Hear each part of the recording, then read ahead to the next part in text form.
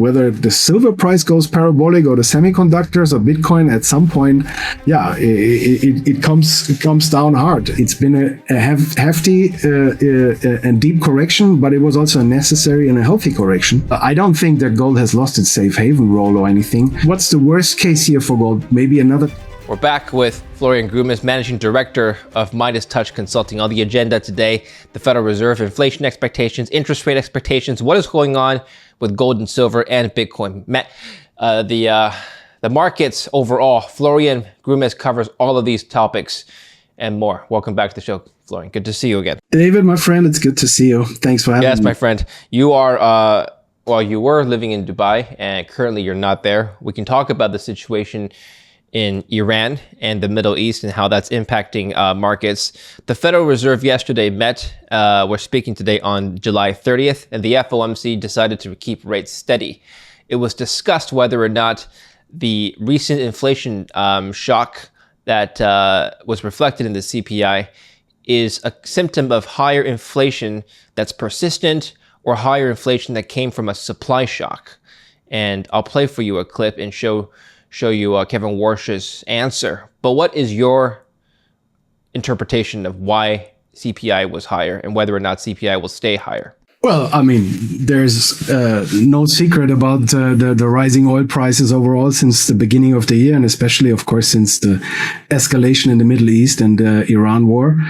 I think that's, of course, has been the main driver and is still one of the main drivers when it comes to inflation. But at the same time, money supply also has been increasing over the years and accumulating and continuing to increase on a worldwide basis. So it's the classical drivers for inflation. And I think, as we all know, and the viewers even know it better than me, if you go to the grocery store, the real inflation is a totally different thing than the one that is officially reported. So let me ask you this. Tell us about your crack-up boom theory and how it relates to current inflation. Suppose the Iran war never happened. Would inflation still be higher today? Well, I mean, as you remember, it came down after the Fed had raised interest rates starting in 2022, and things seem to stabilize or calm down a little bit. But I've been always saying that this inflationary mindset has started to creep in not only the business, but also generally in the psychology of everyone, right? I mean, people tend to rather buy quickly now instead of waiting a year. Business owners will not lower their prices anymore. You see everything's becoming more expensive. And now, of course, since the Iran crisis, oil is a huge and important factor of our economy. And that has driven inflation further up. Overall, inflation is always a monetary phenomenon, first of all. And speaking of the cracker boom, I mean, that's a theory invented by Ludwig von Mises 110 years or something ago. And basically it states that while governments and central banks are expanding the fiat money supply, on the one hand, on the other hand, the trust or the confidence in that system, in that fiat currencies is diminishing. And so they have to keep on doing it. And that means while the real economy is suffering, the stock market prices can go higher, even though maybe the economic activity is not as good anymore as it looks like when you look at the stock markets. And I think that's exactly what we're seeing over the years. Many people have faced that conundrum and tried to explain it. And I think the cracker boom is still the best explanation to that. On the one hand, you're seeing most of the stock market indices near or at all-time highs, while many people struggle in their real lives. And the cracker boom is a perfect explanation for that. Okay. Today, as we're speaking, is a huge rebound day for all the markets that dropped yesterday. Stocks are up. The S&P 500 is up 1.3%. The NASDAQ is up 2.5%. Gold is up almost 2%. Bitcoin is up 1.7%. So while the Dow Jones violently fell 1,000 points yesterday following the FOMC announcement, it looks like everyone's buying back on the dip. Right now, what is your assessment on market behavior? What are the main triggers of market movement either way, up or down, going forward? Clearly, the Federal Reserve has something to do with it. What else? Well, I think, first of all, uncertainty is at such elevated levels. I haven't seen that in my personal life so far. I think wherever you go, business owners struggling, normal people are struggling. It's very hard to understand what's actually really going on. Many factors pulling the markets and the economy in different directions. And of course, this whole war in the Middle East is the main thing. And we have seen that over the last few months, basically since end of February. Once the rockets are and the missiles are flying, the markets are down, panic, uncertainty going higher. And then there is a relief rally because Trump is announcing a ceasefire or saying that they're progressing in their negotiations, and then the Iranians denying it. And then the whole thing starts again. And that's been going on now for months. And it's very hard to make something out of it and plan ahead, right? There's no consistency anymore. There's no stability anymore. It's up and down. And the markets are clearly reflecting it. So speaking about the gold market, we are seeing since basically mid-June a volatile, wild, back and forth, sideways market. Overall, gold is going nowhere at the moment. It's just flat, dancing up and around at $4,000 level. If you zoom in, you have huge moves in a day, $100 up, next day $100 down. There's no clear trend at the moment. You could interpret it as a base building, as a bottom building. But yeah, volatility is high in the gold market, and the same is true for many of the other markets. The other big driver, I think, which is making things more difficult, is the stock market and specifically the semiconductor index, or the semiconductor sector, if you want. It had a massive rally up over the last 12 months, starting last year in April, up into early summer this year. And it's now been pulling back significantly, which is, of course, strongly connected with the whole AI boom, AI bubble, whatever it is. And if this continues to correct further, I think markets will continue to struggle here. At the same time, yeah, I mean, summer is usually a little bit more of a quieter period, or let's say less volume. And I remain cautious here. I don't feel the need to be aggressively positioned here, even though you might miss the initial start of a move. I think it's totally unclear here, and I prefer to wait to get more clarity towards end of August, Jackson Hole meeting, and then into early September. I think we're going to see more clear what actually really is the next move or the next direction for the markets. Before we continue with the video, let's talk about one of the most critical minerals of our economy, copper. Now, copper grades are declining globally. The majors are struggling to keep their mills fed, which brings me to today's sponsor, Algo Grande Copper Corp, ticker ALGR, and their Adelita project in Sonora, Mexico. Sonora is one of the most established copper-producing regions in the world. Adelita sits inside it as a high-grade copper deposit, a type that's increasingly rare and increasingly strategic. Phase 1 drilling has already returned strong results, including 18.2 meters at 1.8% copper equivalent. But this isn't a single hole story. The company has identified multiple high-grade systems along a 6-kilometer corridor, with geological work pointing to potential large-scale copper at depth.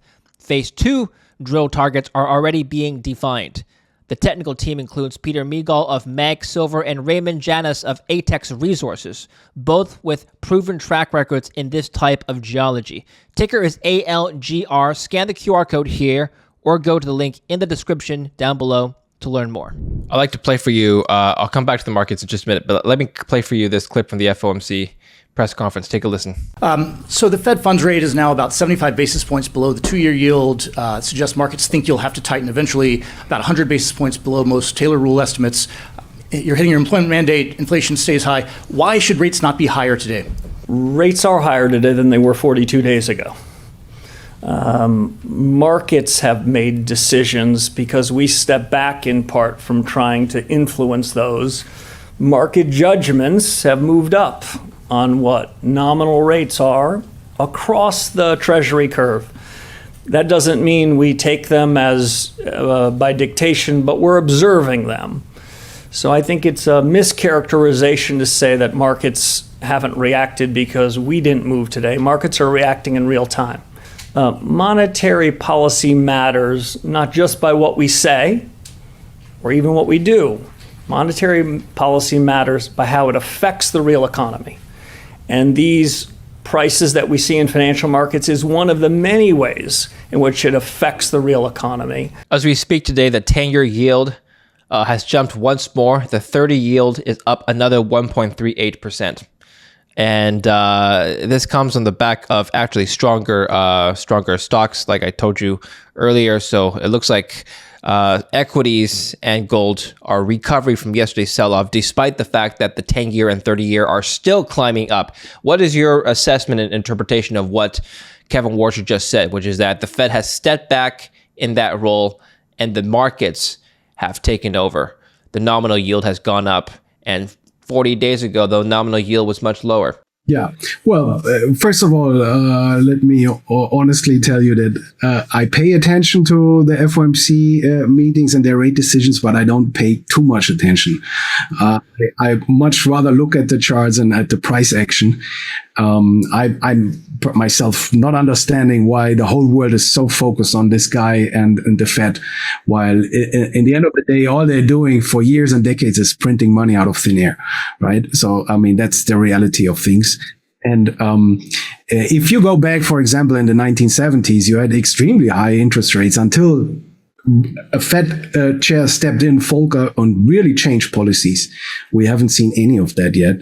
And back then, interest rates have been rising into double digits, and gold was still able to rally from $35 up to $890 during that time frame. So it is questionable how much the influence really is there. Of course, you can make the argument if the long end in the bond market is rising, the opportunity cost for gold it doesn't make sense anymore, and people would rather store their liquidity in the bond market than in gold, which is not paying any interest rates. What we have seen yesterday is the short-term end went lower while the long end went up, the percentages. And we have seen that in 2022 already. I think back then as well, the market basically had dictating higher interest rates simply because people were not willing to lend money at low interest rates in that higher inflationary environment. And also with this more and more questionable outlook for America as a nation who is highly indebted and needs to pay back these debts at some point. So I think this is the big driver here. America is heavily indebted, and they will have to pay back these debts, at least on a nominal term. And of course, down the road, they will have to print more money to do that in some form. However they will call it, whether they will indeed return to officially quantitative easing or they will come up with another fancy name and a more complicated description of what they're doing. But in the end of the day, it will be the same. So I think, and that's of course also strongly connected with the war in Iran, which is already costing, I think, at least 37 billion. I think that was the number recently announced publicly by Pete Hegseth. And as we all can see, this disaster, there is no end in sight.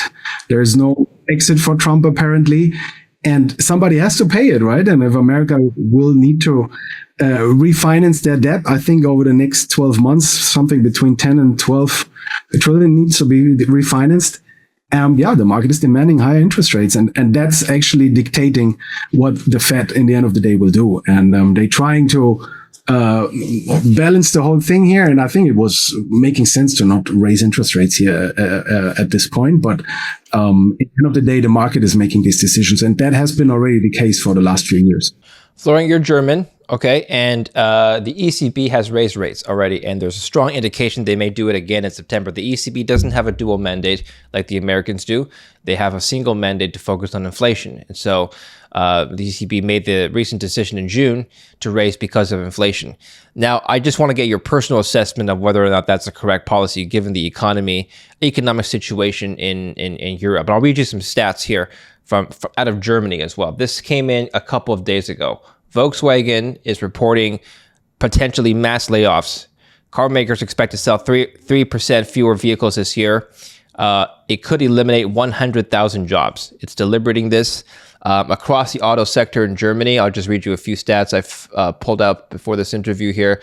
Volkswagen operating profit fell 10-12% in Q2 and Q2 2026. Mercedes, roughly 30% decline in Chinese sales. BMW Q2, EBITDA down 39%, revenue down 8%.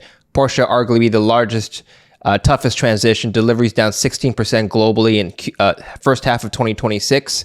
And across the board, it's estimated that the 7 to 8% of the German labor force is directly involved with the auto sector, either directly or through auto manufacturing. And so right now the conclusion is the one of the primary employers of the German workforce is slowing down dramatically, and yet the ECB is still raising rates.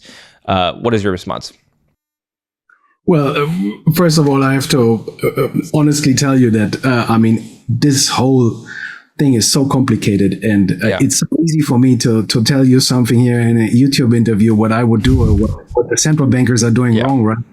Being in their shoes, it is a very challenging job, and I would definitely not want to be in that position, okay? But of course, at the same time, if you look at what's going on in the economy here in Germany, for example, you mentioned all the mass layoffs from the automobile industry. I don't think it's a good idea to raise interest rates in this environment.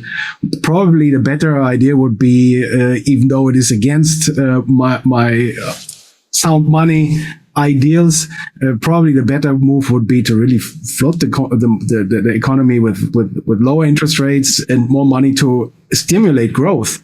But we are not seeing that, quite the contrary. So yeah, mass layoffs are terrible. I think we're moving here into a stagflation scenario.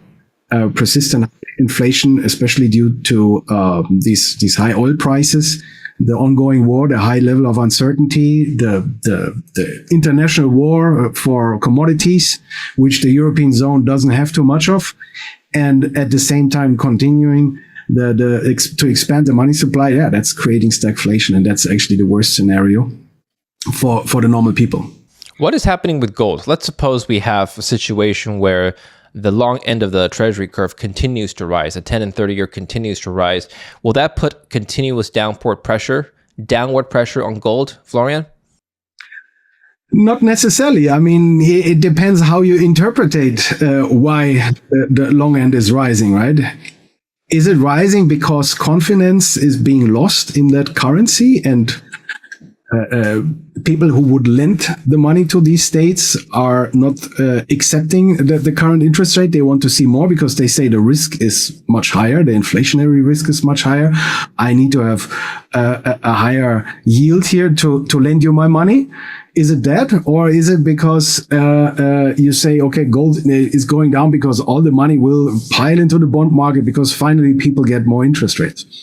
I think it's the first one. I think the higher these interest rates climb, the more it shows you how weak the fiat money system actually is and how much trust has been lost. And that's good for gold. So I think it doesn't mean that gold will have troubles if interest rates continue to rise. Let's talk about gold now. At $4,000 gold, well, it's actually no longer 4,000. It's 4,170. So it went up quite a bit since yesterday. 4,170. The current movement here, is that showing a rebound that's sustainable, you think? Dead cat bounce. So I've been writing now for the last couple of weeks that I expect basically a bottom here around $4,000 and that I expect a summer rally at some point. So far, gold and silver are working on that bottoming process. As I said before, you have a day $100 up, next day it's $100 down. But overall, I think the structure is improving a little bit. I think the technicals are improving. We have a very oversold weekly chart. Gold has been now correcting since end of January. It's down $1,600, 30% down move in gold. That's quite a lot. You don't get that type of move very often. I'm not sure whether we have seen the final low of that correction, but I'm optimistic that we're going to see a bounce here over the coming weeks. A summer rally, maybe it's a dead cat bounce, maybe it can move and expand into something bigger.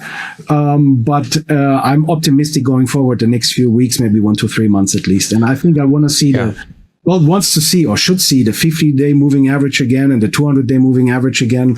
These are like moderate targets on the upside. So saying maybe 4,250, then 4,300, and with some luck, maybe 4,500. That would be the 200-day moving average. I think that's possible over the next few weeks, maybe 2-3 months. That's my scenario right now. I think when I read other people's stuff, listen to people and investors trying to figure out how's the sentiment, everybody's bearish. Everybody's expecting gold to go to 3,500 now. That has been my worst case, which I published early that year, I think in February, March. We have not gone there. I think the low has been 3,940-ish. So far, it seems that 4,000 round number psychological support seems to hold. So I think chances are pretty good that we're going to get a bounce there. When you look at the fact that earlier in the year, CPI rose and gold maintained its downward momentum, and the Iran war certainly didn't renew interest for gold. In fact, it went the other way. What is your assessment on gold's role? Would you look at yourself, well, not look at yourself, but look at the chart and say to yourself, rather, gold is no longer a safe haven asset and we should reevaluate how it trades? I think you have to be careful with these narratives. I think the most important factor or understanding was gold had become very overbought in end of January. We had a massive rally from the lows at 1615 in 2022. October, gold went up to 5,600 in a matter of 3.5 years, less than 3.5 years. That's been a massive move. We have seen silver showing up at the end of that move, dramatically rallying up to $121. The market had become extremely overbought. Euphoria, wherever you go, went, and all the Johnny-come-late kind of guys moved into that sector. And it's totally normal that you get this heavy correction afterwards, and it takes a while. I mean, we have seen that over the last 25 years quite a few times. So I don't think that gold has lost its safe haven role or anything. But yeah, it's been a hefty and deep correction, but it was also a necessary and a healthy correction. And I think that's the most important takeaway, or because gold had become so overbought, and it simply needed that pullback and correction. But in the longer run, if you assess like what's the worst case here for gold, maybe another 10% downside, maybe 12-15% maximum downside. And then on the other hand, you hold a risk, you hold an asset that has survived the last 5,000 years. Any dictatorship, any war, everything gold has survived. And if you want to protect yourself against the ongoing destruction of your purchasing power, you want to hold gold. But of course, you need to have a longer term time frame, right? I think that's something that people always have to consider here. We spoke in March, which was when gold was still a little bit higher. And these are some of the main views that you told me here were positions. Downside risk, possible move back below $4,000. Worst case, a test of $3,500. Gold near term, fresh buy signal, rallied toward the 50-day moving average, maybe slightly above 5,000, likely another test of the 200-day. Secular bull market, not the end of the bull market, absent World War III rather. And gold dip buyers, any pullback toward $3,500 where below $4,000 gets bought by central banks. Now, ever since March, the gold price has been moving sideways and the consolidation has been stronger. Given this stronger consolidation, would you revise any of the views you had in March? No, I think, I didn't remember all these details, but it's good. I think, yeah, we got this second test of the 200-day moving average. The 50-day has kept gold on its way up. And basically, since mid of April, the renewed downside started to come into the market. I still think we are in a secular bull market. I don't believe that this 25-year-old bull market has ended or topped out in January. I think we are in a healthy correction. This may take a little bit longer than many people wish for or expected, but I'm still strongly believing that gold will see much higher prices down the road. Okay. Right now, you would need to see what kind of trigger for gold to retest $5,000, let's say, which is about 25% jump from here. Yeah, $5,000 is there's quite some work for the bulls to do to get us back to that level. So that's why I was a little bit more moderate with my expectations here, saying, yeah, I mean the 50-day moving average 4,180 is probably easy to achieve. 200-day moving average 4,490. Those two classic moving averages, many people, many traders look at these numbers. That already will take some work to get us back to the 200-day moving average. Back above 5,000, it could take actually maybe the rest of this year, maybe even into next year before we see that number again. Unless some crazy things happening. But I'm moderate in my short-term, mid-term outlook here. Long-term, I think we have seen that again and again. The pullbacks, during those pullbacks, it feels and looks terrible. And then a few years later, if you zoom out, it just looks like a little blip. And you wonder, like, why did you stress yourself so much about this pullback? All right. Silver then. Is silver operating with the same kind of story as gold?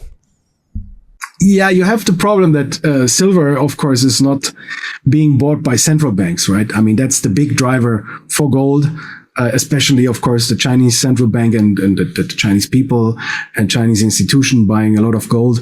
And they don't buy silver, and central banks generally don't buy silver. So for silver, it much more depends on the industrial demand, which, of course, is a little bit challenging right now. But I also believe that this at some point will come back. And at the end of the day as well, I mean, silver is simply following gold for a long time. And then at the end of a bull run, it suddenly shoots up and outperforms gold dramatically. And exactly that's what we've seen, let's say, between last October and late January. And that will happen in the future again, right? But until then, silver probably will rather remain a little bit muted, while gold needs to move higher and make the first steps into a new bull market territory. But I think it will take some time. But if you were to look at, and I think we talked about this back in March, but if you were to look at that one-day drop at the end of January 30th, when gold and silver both pulled back double digits in a single day, do you think that, now in retrospect, we know it had nothing to do with the Iran war because the Iran war came much later. Do you think that this kind of thing could happen again soon? And if so, what would cause another sell-off of double digits by that order? I mean, in the markets, anything can happen usually. But I ask this not because I'm not asking you to predict when the next double-digit sell-off. Obviously, nobody knows. But let's say as a gold investor, and let's say I didn't have the knowledge that you did. Maybe I bought in recently, or maybe a few years ago when gold started climbing above 2,000. And I see this, I wake up and it went down double digits. And now I'm scared because I thought, okay, maybe if this happened once, it could happen again. I actually have friends of mine who aren't professional gold and silver investors. They're just retail investors and they hold a lot of different things. And they have silver. And he texted me that day. He said, David, why is this happening? Like why is this red? Why is this down 14%? Oh my God. Am I like, do I sell now and never look at it again? I don't know. I just watch my show. Watch Florian Grummes. What does Florian Grummes say? Okay, why is this happening? Because people take profits, and if something is rising so dramatically and parabolically, like silver did rise. Remember, we broke out above $50 October last year, and then within 3 months, this thing rallied from 50 to 120. And along that way, many people must have bought to push the prices higher. And the people who bought might have been big traders, big hedge funds, retail traders that might have been people buying physically, but I'm sure that was also a lot of leverage traders, right? And if you take such a move from $50 to $120, even just if you're able to cut a part out of this, and you have a leverage on it, and then you move maybe your stops, it will just take you out. And I mean, in that specific week, I remember on Monday, and that was for me the big warning signal. That's when we basically turned extremely cautious and basically started selling everything in terms of our mining stocks and in terms of leverage positions and ETFs. I didn't sold any physical ounce of gold and silver, not to be taken wrong here, but we basically cleared out the whole portfolio. Just a few core positions I kept because on that Monday, silver dropped from 118 to 104 within a few hours. And I was like, this is weird now. I think profit taking is starting here. Let's move up the stops. Let's start taking profits here. And then silver managed to come back up 121, I think 2 or 3 days later. And that was the top. And many professional traders, institutional traders, hedge funds, but also retail traders, they move their stops. And at some point they get taken out. And then you see these kind of like cascading sell orders pushing the prices lower in a few minutes. That's a total normal market phenomenon. Has nothing to do with the fundamental story in that moment. It's just people taking profits, triggering more profit taking, triggering more stop loss orders. And suddenly an overwhelming amount of sell orders pressures onto a market that had been going up for a long time, is running out of buyers, and then that's why you see these waterfall kind of sell-offs and prices dropping very hard. And that's the very simple explanation. Yeah. Well,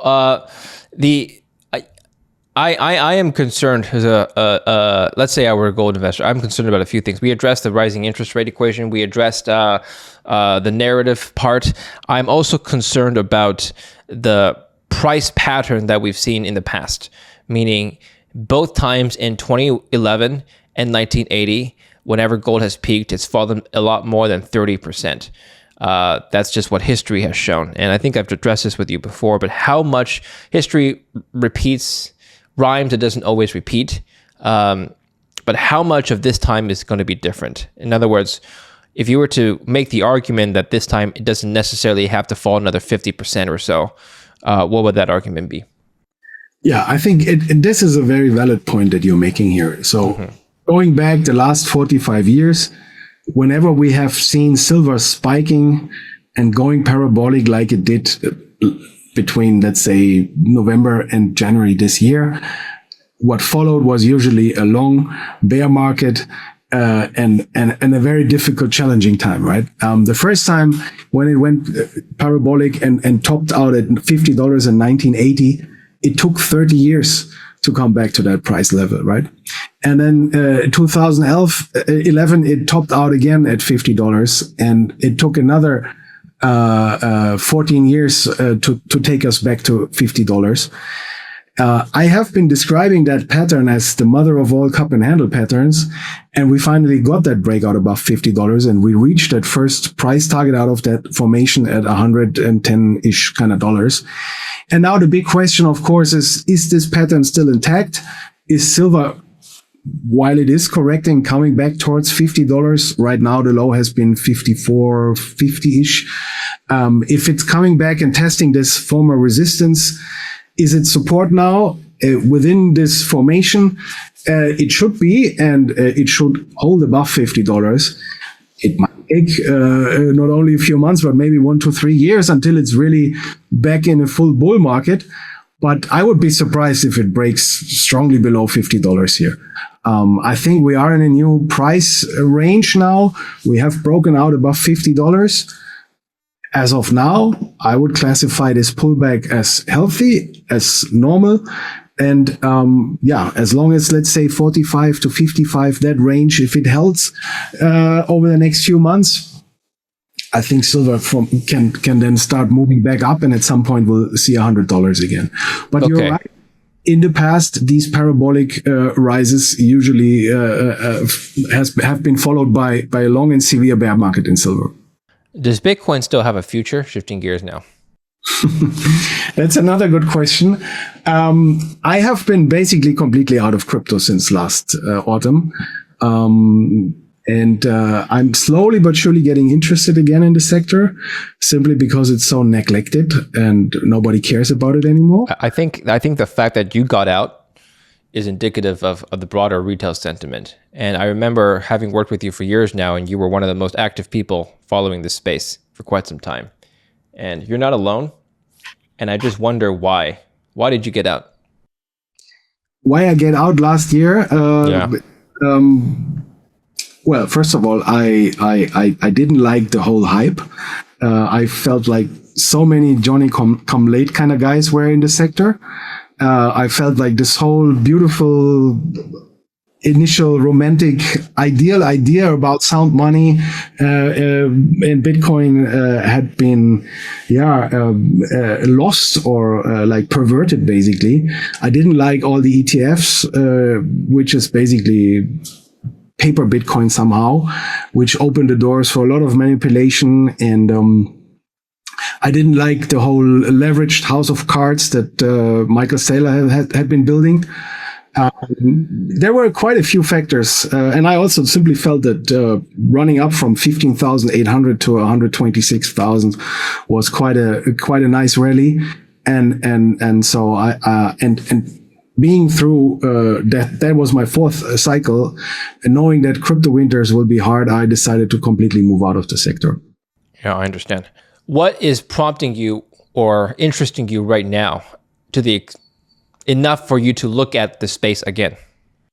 Well, first of all, you can see the bears are not making any more progress, right? I mean, Bitcoin has been sitting around the $60,000 level now for quite some time. In fact, we got this low in early February, and then we made one lower low recently in late June, but it was a shell, $2,000 lower low, like 58,200, 300, something like this was the low. And yeah, I think I see an oversold weekly chart. I see that people have lost interest. Everything has been calming down. The sector has become much more quiet. So that's actually generally making me more interested again. I'm a contrarian by heart, so I like things that nobody's interested in. That's probably the main reason right now. I'm still not 100% sure about the whole strategy Michael Saylor story. I think it's still a big risk for the Bitcoin market. We have to see how this plays out, but at the same time, I also see some positive signs. Like, for example, if you look at Galaxy Digital, that's a stock I've started to follow closer again. Up 16% up today. Very volatile the last few months, but overall has held up better than Bitcoin. And I think it could be an interesting contrarian play. I'm not sure if we're gonna see such a hype similar to what we've seen in the past, but if the 4-year cycle is still intact, we should get this turning point between now and somewhere mid of October probably. And assuming that Bitcoin is growing up and maybe the rallies are not as strong anymore as in the past, but still decent. I mentioned the last cycle, 15,800 up to 126,000, roughly 8x. Let's say this time it can only make it 5x. That would still take us from, roughly speaking, 60,000 to 300,000. I mean, that's still a very nice rally, maybe over the next 3.5 years. 4 years, maybe even. No, probably more 3 years. That based on the 4-year cycle, that could be possible for Bitcoin in the future. Let's see. I mean, the fact is also when the Trump family started to move into that sector and crypto bros started to support it, everything fell apart. And we have to see how this will continue. I'm not as excited as I used to be in the past, but I see a chance for at least a bounce, and maybe with some luck, the 4-year cycle starts again, turning point of mid-October, and then best case, maybe 300,000 in 3 years. Yeah. Have you started following AI stocks, just generally speaking? Yes, I did, but it's a complicated sector as well, and it's moving fast, and everything is like. I mean, the whole AI bubble is hard to grasp, right? On the one hand, you can definitely make the argument that this is just starting to speed up and accelerate, and still not many people using it all the time. So there's still the potential for huge growth down the road. At the same time, these hyperscalers and their race to become the leader, and these huge capex and the debt financings that they needed for it can create quite a massacre as well on the other end over the next 1-2 years. I mentioned the semiconductor index before. it went parabolic. That's never a good sign. Whether the silver price goes parabolic or the semiconductors or Bitcoin at some point, it comes down hard, and that seems to happening now with the semiconductors. Many of the old school tech stocks are already down heavily over the last few months.